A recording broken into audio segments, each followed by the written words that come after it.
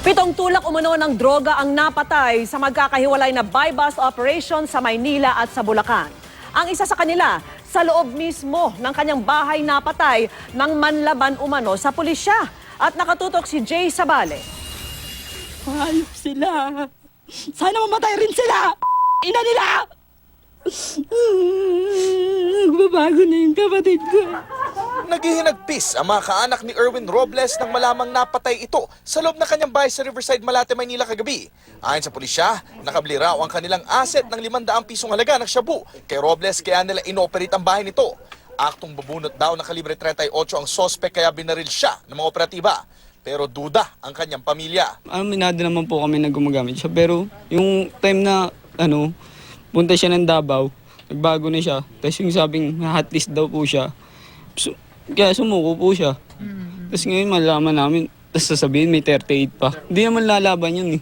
Patay naman ang magkapatid na Adriano at Albert Aguilar nang manlaban umano sa buy-bust operation sa Sampaloc, Maynila. Namaril daw ang dalawa nang malamang pulis pala ang katransaksyon nila. Ayon sa pulisya, ilang araw nilang minanmanan ang bahay na ginagamit daw sa pot session. Sentimiento ng pamilya, di na raw sana idinamay si Adriano lalo't 62 anyos na ito at may sakit na diabetes. Siyempre masakit sa akin, hindi ko alam na sila binaril, wala naman silang baril. Sa Malolos, Bulacan, nakabulagta sa tabing kalsada ang sospek na si Alberto de los Santos habang patay naman sa loob ng taxi ang dalawa niyang kasamahan.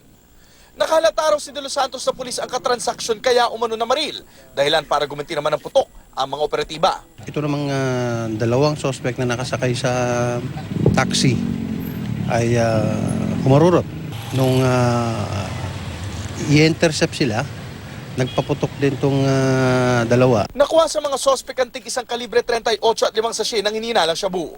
Patay din na nag-awol ng Police Quezon City na si PO1 Alper Tesorero matapos umanong manlaban sa ikinasang buy-bust operation sa Calvario Public Cemetery sa May Kawayan, Bulacan. Pinaputokan daw ng sospek ang dalawang police asset kaya gumanti ng putok ang mga pulis. Bali po yung nagbigay ng informasyon, tao rin po niya na gusto ng sumuko at magbago.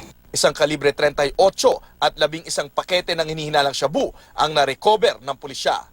Jay Sabale, nakatutok, 24 oras.